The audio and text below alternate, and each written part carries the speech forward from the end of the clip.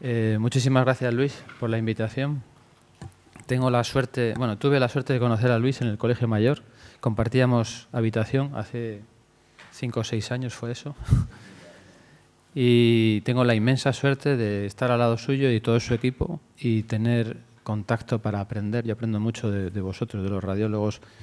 Pues sabéis mucho mejor de anatomía y de estructuras.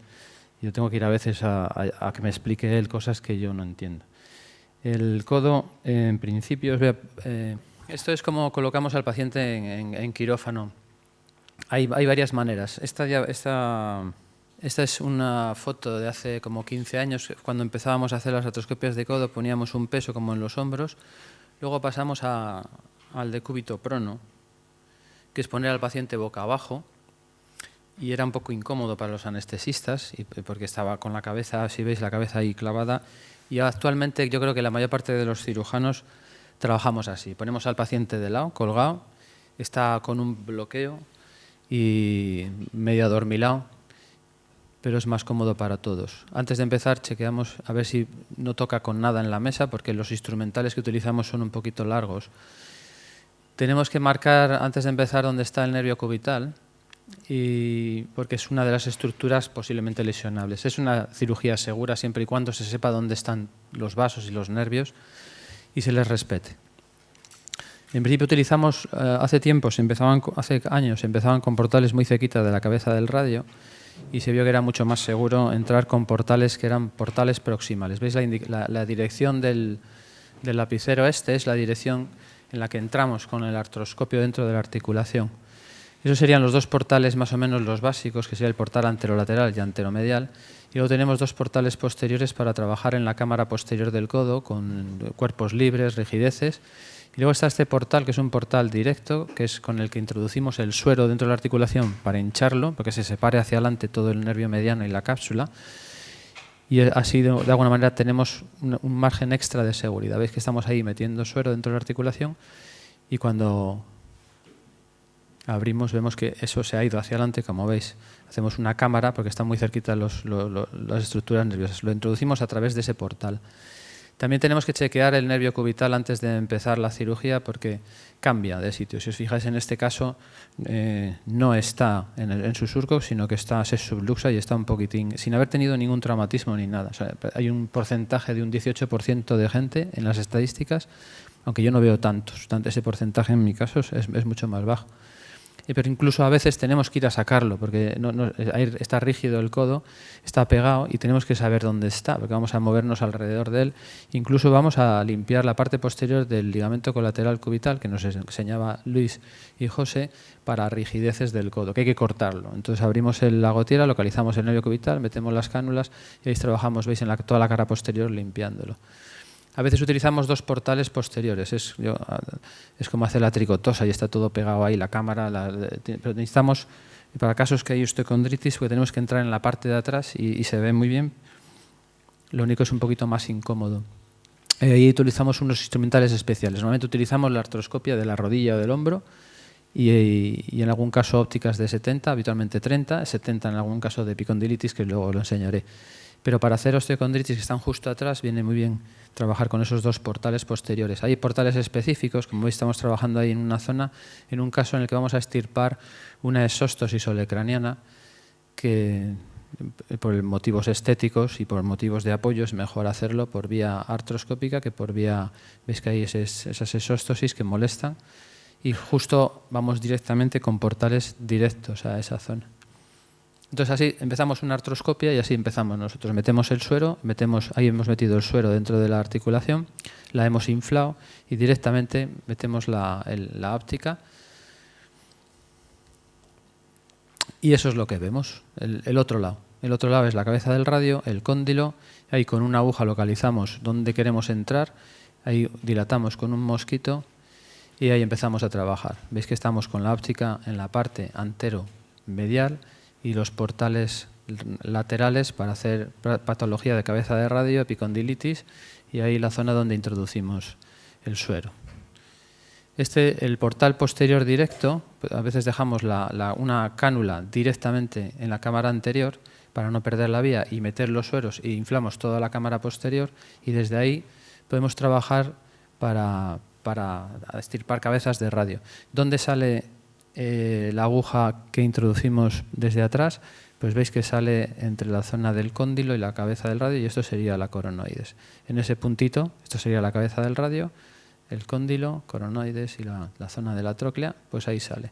Es útil sobre todo para cuando vamos a hacer extirpaciones de cabeza de radio, porque entramos con la fresa desde atrás y utilizamos, como veréis más adelante, un plano prácticamente, es ir como en un plano se llama cutting block technique, es, bueno, nos da prácticamente donde tenemos que cortar, nada más bajar los milímetros. Tenemos que mantener el instrumental siempre dentro de la articulación, porque si no se nos hincha la cápsula y entonces ya no se ve nada. Y hay que utilizar, si aquí hay algún traumatólogo que le guste esto, las ópticas, o sea, lo que es la vaina, tiene que estar sin apertura distal, porque si no, estamos muy cerquita de la sinovial y metemos bomba, trabajamos con una bomba y se infla. Esto sería la anatomía normal, bueno, la anatomía normal que conocéis de cadáver y que nos ha enseñado Luis, pero esto sería la anatomía artroscópica. Esto es lo que vemos, la coronoides, la tróclea, se ve perfectamente todo, la cápsula normal. Estos serían cápsulas normales, que luego cuando hacemos rigideces todo esto está pegado, y ahí veríamos la cabeza del radio con la cápsula anterior. Por aquí quedaría el nervio interóseo, la cabeza del radio, la coronoides y lo mismo. Esos serían principios de alguna pliquita. Esto sería la cámara posterior, que eso sería un recorrido, esto sería la gotera. Aquí estaría el nervio cubital, en toda esta zona de aquí, por ahí vendría el nervio cubital. Aquí vendría, esto sería el olecrano. Aquí estaríamos pasando a la zona, esto sería la tróclea, y esto sería hacia la parte de la gotera lateral. Aquí entraríamos hacia la gotera lateral. Estas son visiones que hay que tener para cuando tenemos un codo rígido. Este sería lo que nos ha enseñado antes el doctor Cerezal, esa zona desnuda de cartílago esto aquí vendría la coronoides, adelante, y aquí vendría el olecrano. Este sería todo el cúbito donde encaja en la tróclea. Eso sería lo que es lo normal. Usamos retractores, o sea, metemos una fresita, pero veis, aquí estamos extirpando un osteofito de la coronoides, pero aquí delante está el nervio mediano, la arteria, bueno, pues zonas peligrosas, y lo que hacemos es colocar pues un pequeño palpador pequeñito, y lo que hacemos es lo separamos, se separa y podemos meter estas fresitas que aquí parecen gigantes, son de 3,5 milímetros, pero queda muy cerquita, y entonces con la succión a veces se nos pega la cápsula y hay que tener un poquito de cuidado. Hay que tener cuidado mucho con la parte anterolateral de la cápsula, es la única zona de riesgo. Eso es un cadáver. Y al principio cuando mirábamos dónde quedaba el nervio radial, pero fijáis, aquí está la cabeza del radio, entonces no comer nunca en esa zona de cápsula, no comer nunca en esta zona de cápsula. Siempre de aquí para arriba es una zona segura. Evitar las gotieras, lo que son las capsulectomías, sobre todo la medial, porque está el nervio cubital y lo podemos irritar. Y en caso de que tengamos que hacer en una rigidez que tenemos pérdida de flexión, entonces hay que liberarlo, porque si no después tienen neuropatías cubitales al recuperar. Hay que planear, o sea, la secuencia quirúrgica, ¿no? ¿Qué vamos a hacer? El paciente tiene cuerpos libres en la parte anterior, en la parte posterior. ¿Por dónde empezamos? Pues empezamos primero por la parte anterior, luego vamos a la parte posterior y luego a las zonas laterales. ¿Qué hacemos en la parte anterior? Pues primero quitamos cuerpos libres, pero si son muy grandes los dejamos para el final, porque al sacarlos hacemos un boquete y empieza a salir líquido y perdemos el agua. Tenemos que aumentar la bomba, se hincha más el codo, aquello se empieza a poner hinchado y pues no pasa nada, pero a veces en teoría si se hincha mucho tienes que parar el procedimiento. Hacemos una sinovectomía en caso de sinovitis, extirpamos el osteofito de la coronoides, extirpamos el osteofito de la parte humeral distal y hacemos la liberación capsular de lado a lado. Se come la cápsula, es una zona segura, encima tenemos el músculo braquial. Y al final, en casos como esto, con dermatosis sinoviales, veis todas esas bolas, pues después de hacer la liberación capsular, quitamos alguna para ver, pero dejar la mayoría para el final, porque al sacar estas piezas tan gordas, pues hacemos un boquete y empieza a salir el agua y ya no tenemos un flujo.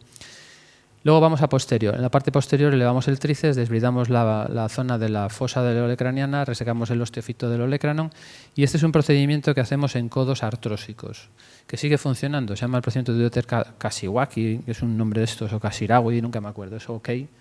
Y es hacer perforar la fosa olecraniana, que algunos codos vienen perforados, que vosotros lo veis como los radiólogos, pero nosotros lo que hacemos es perforarlo con una broca para que tarde más tiempo en conectar el osteofito de la coronoides con el osteofito del olecranon y los resultados se mantienen a más tiempo. En las goteras, pues cuerpos libres pegados, también hay que utilizar retractores, en algún caso utilizamos un retractor para separar y extirpar estos cuerpos osteofíticos que están pegados.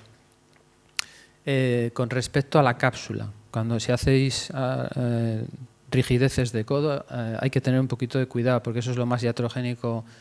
Se pueden llevar, hay muchas publicaciones de lesión de nervio mediano, lesión de nervio radial, arteria humeral, claro, con los sinobiotomos comiendo por ahí, cerca de todo eso, pero hay que tener un poquito de cuidado. Entonces, no utilizar la succión, siempre hay que comer, parar, succionar, comer, parar, succionar, hay que tener un poquito de...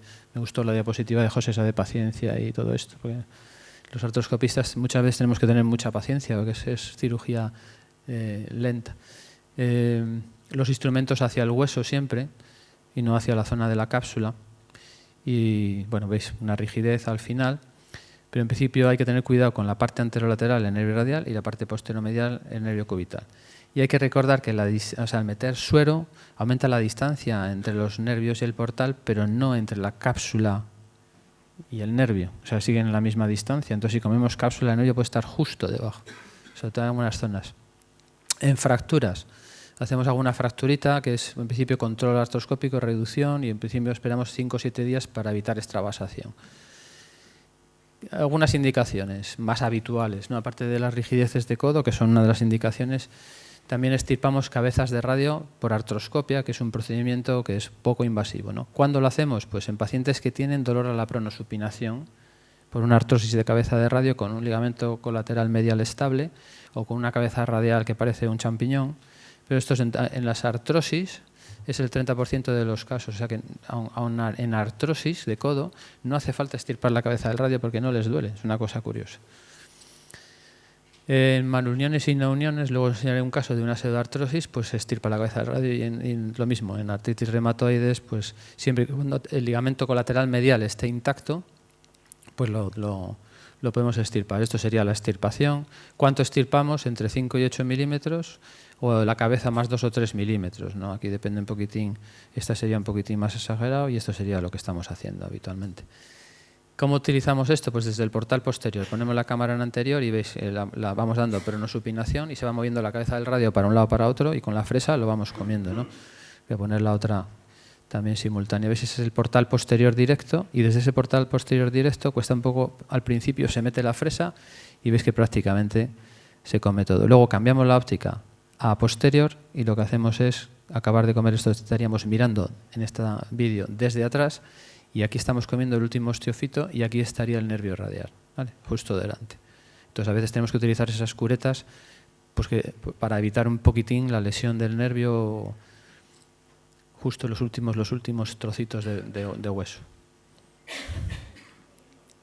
Eso sería un caso de pseudoartrosis de cabeza de radio, lleva 4 o 5 años, extirpado por artroscopia. Los resultados son buenos, 12 pacientes, no hay muchas, las publicaciones no son de muchos pacientes, yo pensaba que había hecho pocos, pero estoy en la línea 12, 36 y nosotros desde el 98 al 2014 pues 12 casos y todos bien. O sea, ahora está la moda esta de poner las cabezas de radio de protésicas, pero en cabezas artrósicas aisladas parece que esto va mejor, o sea, pero hay tendencias, igual dentro de 10 años pues sale otra cosa. Las epicondilitis es lo que más habitualmente se ve en la consulta para indicar una artroscopia de codo y empezar a hacer una artroscopia de codo, porque el codo es un codo virgen, es prácticamente entras y es todo perfecto y lo único que tienen es un poquito lesionado. Pero es la patología más frecuente, se ve un montón en nuestras consultas, ¿no? Solamente el 5 o 10% requieren cirugía, aunque actualmente yo creo que lo hemos bajado al 0,5%, porque con el plasma rico en factores de crecimiento ya no llevamos a nadie a quirófano. Yo creo que hace no, pero una epicondilitis pues 3 años o 2 o 3 años.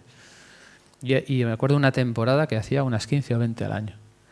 Me las mandaban. O sea, trabajaba también en Palma de Mallorca para varios traumatólogos y me mandaban las epicondilitis y ahora prácticamente no hago ninguna.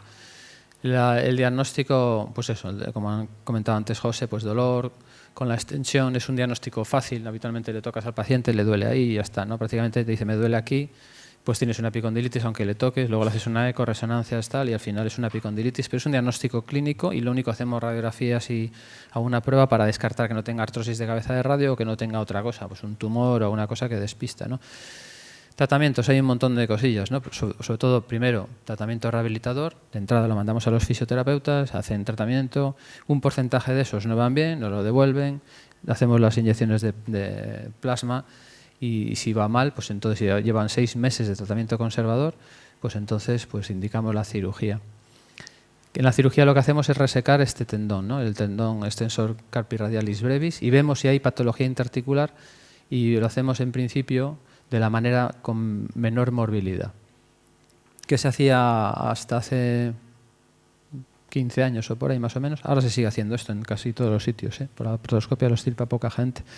Se estirpa un trocito del extensor carpi radial, pero hay que abrir el longus, y eso es más agresivo. Los resultados eran buenos haciendo esto. ¿Y por qué artroscopia, no? Como siempre. Pues si eso se abre, se tarda 5 minutos y se quita el tejido, se dan 3 puntos, y encima es más barato, porque es baratísimo hacerlo abriéndolo, y haciéndolo por artroscopia, pues el coste es mayor. Pero la recuperación es mucho más rápida, con lo cual laboralmente tendremos al paciente mucho más contento, porque se recupera antes y la baja laboral es menor, con lo cual los costes son parecidos. Y aparte vemos si hay plicas, cuerpos libres, sinovitis, que es casi en un 10 o un 15% de casos. Los resultados de éxito por artroscopia empezaron en el año 2000-2008, Baker, que fue el que se lo publicó por primera vez, y comparando artroscópico con abierto, pues los artroscópicos tienen mayor recuperación con menos terapia posoperatoria, ¿no?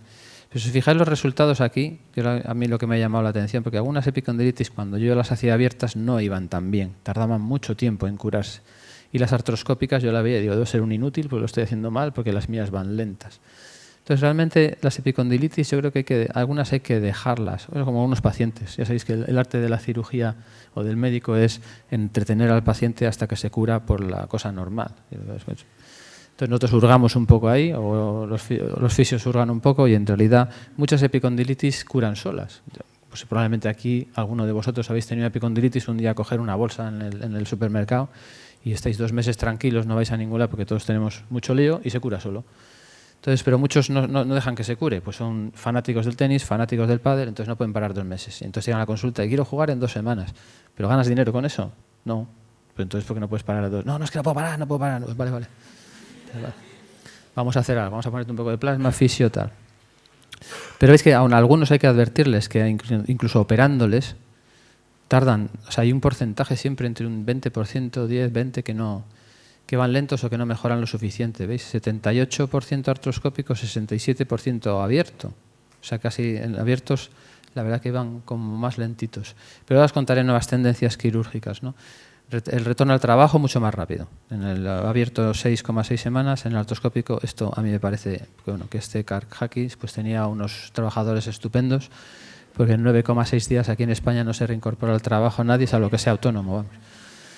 Entonces aquí hay 4 niveles, 8 casos, o sea, 8 publicaciones nivel 4, y entonces bueno, pues ya más o menos si hay un artroscopio o un artroscopista experimentado, pues que lo haga por artroscopia, y si no, que lo haga uno abierto, no todo depende de la gente, pero el patrón oro ahora sería por artroscopia.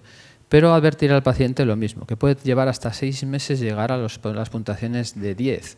O sea, puede 6, 7, ha mejorado 8, 9, pero va a estar completamente asintomático, como la mayor parte de nosotros que mueves y no te duele, hasta 6 meses.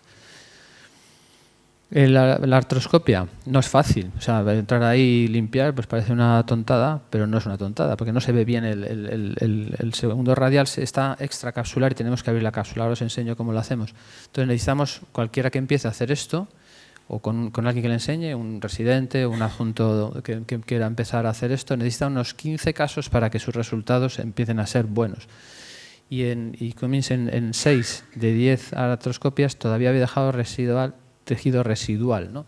Yo tuve que reoperar al principio 2 o 3 casos, pero yo creo pues que no veía bien, no entendía muy bien qué es lo que estábamos quitando, ¿no? Que teníamos que quitar ese trocito de tendón, y por artroscopia estaría en esta zona, y tenemos que respetar sobre todo la parte de abajo, lo que comentaban José y Luis, la parte radial del ligamento colateral, que si lo tocamos, tanto abierto como artroscópico, originamos una inestabilidad.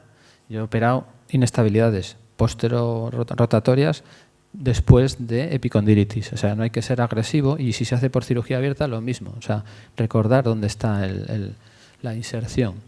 ¿Cómo lo hacemos? Lo mismo. Pues metemos la óptica, En algunos casos, después de esta publicación, hemos empleado a hacer mira, 2014, pues alguna he hecho después de esta, de epicondilitis, porque sí que he metido la óptica de 70 grados, porque la tengo para la cadera, que la utilizo en la cadera, y bueno, pues ahí hemos empezado. Yo creo que sí que es útil porque se ve un poquito mejor, ¿no?